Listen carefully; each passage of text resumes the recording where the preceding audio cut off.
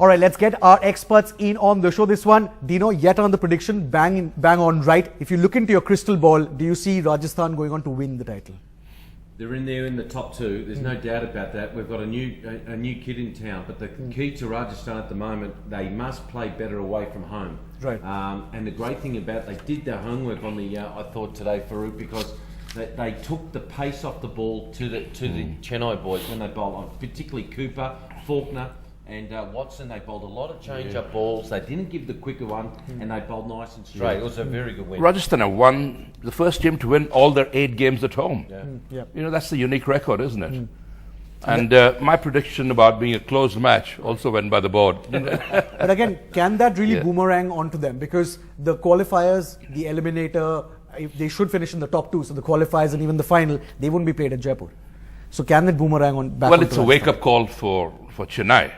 You know, obviously they were playing well below par today. They were not the usual selves. They weren't allowed to play well, I don't think. They weren't allowed to play. You're quite right. Yes. Because remember how they bounced back in the last match. And, but I'm sure the wicket became a bit quicker later on.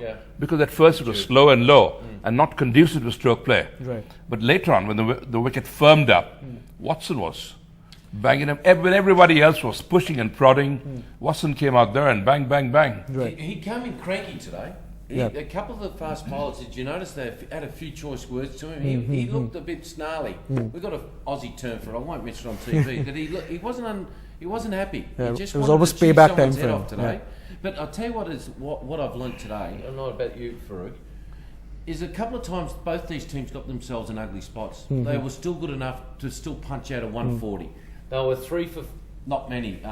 Rajasthan, and they still came back and gave you a second shot, where other teams just capitulated. This is the reason why these two teams are in the top 3 or 4, because they've got a second gust to win. They've got a second whack at you. Exactly, and I'm glad you brought up that point about how these two teams have been the most successful two teams this particular season of the IPL. Now, a lot of people were saying, Farokh, that this could possibly be a dress rehearsal for the final. Now, if these two teams do end up in the final against each other, that match will be played at the Eden Gardens.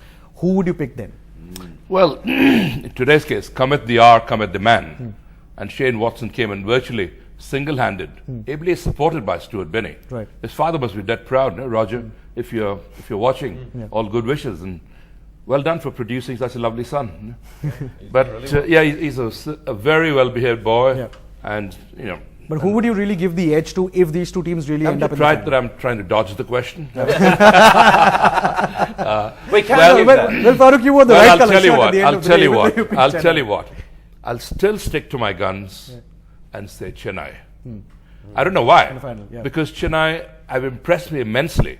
You know, their batting, bowling, fielding is well above par, well above all the other teams, including Rajasthan. Rajasthan, of course, Shane Watson, if he comes and plays such a brilliant innings, is he going to do it every time, though?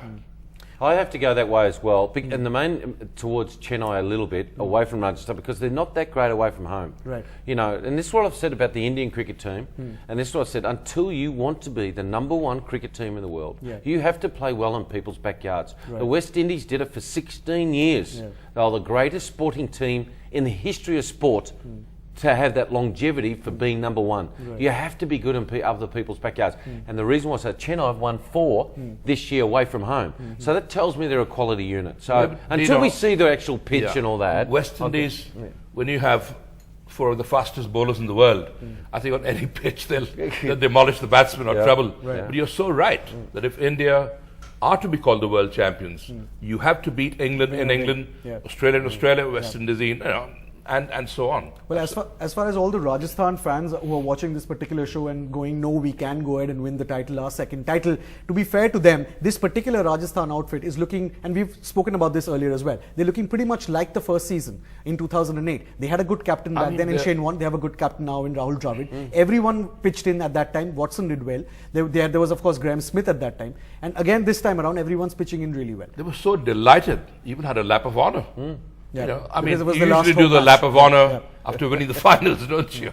Well, it's the first time they've been in the final premature. since 2008. They haven't been in the final since then. No. So it's a huge thing for. And what I loved about this is what I love about sport. You know, as you know, Farokh, that when you win a game, as they did the Rajasthan, but they couldn't let themselves go. It was that's what all the hard work's about. I think they were so elated and so surprised that when everyone was pushing and prodding, this guy Watson, Shane Watson comes and strokes it all over the place. Like the wicket was no problem at all. I have to ask you, Farokh, just quickly, Samson coming in at batting at number 4, and they're 3 for not many. Yeah, and caught by Dhoni as well. Yeah, and put in. The commentators were a little bit critical of, you should never have put him in, you should have put Watson and all that. I agree. But very clever indeed, you can say good captaincy, because Dravid held him back from the new ball.